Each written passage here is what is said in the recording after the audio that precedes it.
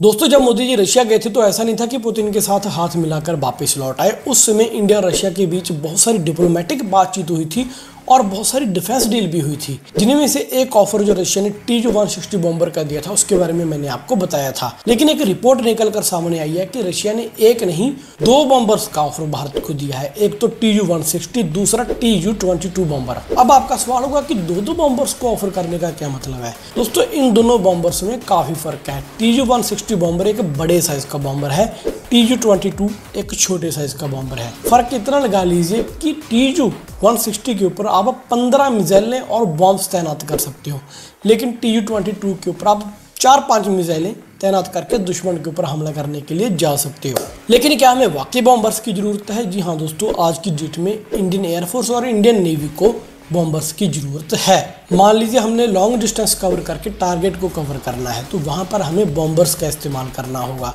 ये supersonic speed से जाएंगे, दुश्मन की कैटेगरी में घुसेंगे, वहां पर एक साथ इतने हमले करके वापस लौट आएंगे कि दुश्मन को पता भी नहीं चलेगा।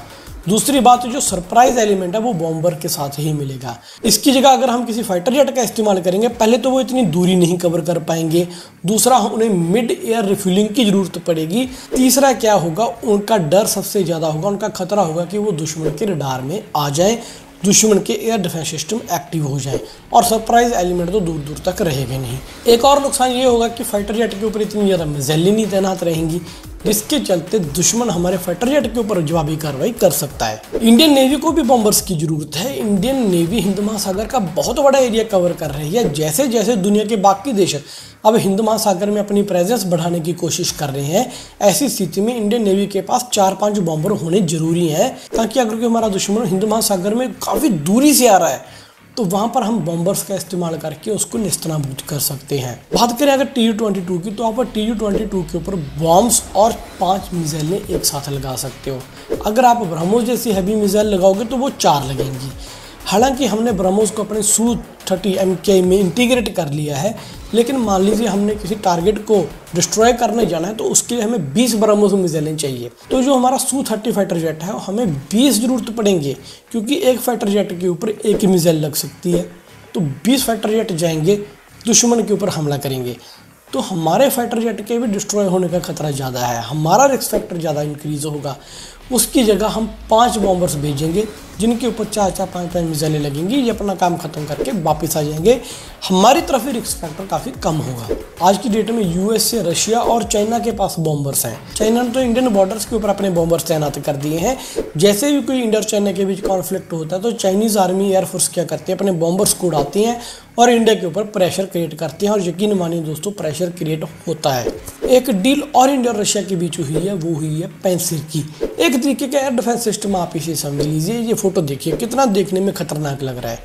दोस्तों, एयर डिफेंस सिस्टम हमारे पास S-400 भी है, लेकिन वो एक थर्मल इमेज सेंसरिंग के ऊपर काम कर रहा है। मतलब कि अगर कोई ऑब्जेक्ट आ रहा है उसमें हीट है, मिसाइल आएगी तो ज़ाहिर है उसके ऊपर आग का गोला होगा, तो वो क्या करेगा, वो हीट को सेंसर करेगा और मिसाइल छोड़ेगा और काम तमाम कर देगा उस मिसाइल का। लेकिन मान लीजिए हमारा दुश्मन हमारे सर के ऊपर आ गया, उसने आग ही नहीं जलाई, यानी कि कोई मिसाइल ही नहीं फायर की, 10 किलोमीटर हमारे सर के ऊपर आके खड़ा हो गया, वहाँ से कोई बॉम्ब या रॉकेट वगैरह उसने फेंका जिसमें आग ही नहीं है, तो ऐसी स्थिति में आप कैसे बचोगे?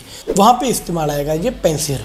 ये 15 किलोमीटर ऊपर हाइट को डिटेक्ट कर सकता है और 35 किलोमीटर का एरिया एक बार में कवर कर सकता है। इसकी कीमत का अंदाज़ा लगा लीजिए, जो हमने 5 S-400 सिस्टम खरीदे हैं वो तकरीबन 50,000 करोड़ में खरीदे हैं, यहाँ तक मेरा ख्याल है। लेकिन जो पेंसिर है वो एक सिस्टम जो है वो तकरीबन 125 करोड़ की कीमत इसकी बताई जा रही है। दूसरा कि अगर यार दुश्मन की तरफ से ड्रोन आ रहा है तो हम उसको मिसाइल से अगर मारेंगे तो नुकसान तो अपना ज़्यादा होगा ना। वहाँ पर ये पेंसिर अपनी बुलेट्स फायर करेगा या छोटे रॉकेट फायर करके उस ड्रोन को ख़त्म करेगा। पेंसिर रशिया के लिए S-400 से ज़्यादा कारगर साबित हो रहा है। जो रशिया ने यूक्रेन के एरिया भी कब्जा रखे हैं, वहाँ पर उसने पेंसिर डिफेंस सिस्टम ही तैनात किया हुआ है। जो यूक्रेन के ड्रोन आ रहे हैं अब रशिया उनको उसी से मार रहा है। सबसे बड़ी बात यह है कि इंडिया और रशिया के बीच डिफेंस डील तब हो रही है जब USA ने रशिया के ऊपर सैंक्शंस लगा रखे हैं। अगर कोई देश रशिया से डिफेंस डील करेगा तो USA उसके ऊपर भी सैंक्शन इम्पोज करेगा। हालांकि अब ट्रंप आ गए हैं, काफ़ी सारे जियोपॉलिटिकल जो मैटर्स हैं चेंज हो गए हैं।